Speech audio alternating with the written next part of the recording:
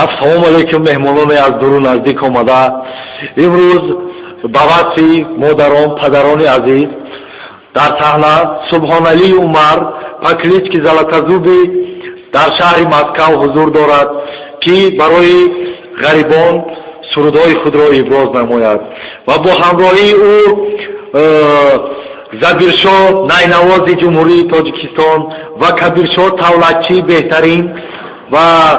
сафан дуторзани ҷумҳурии тоҷикистон ва тоқсанбек дуторзани ҷумҳурии тоҷикистон ва биёед дӯстони азиз сурудҳои беҳтарини субҳоналии умар бо клички залатазубиро гӯш менамоем.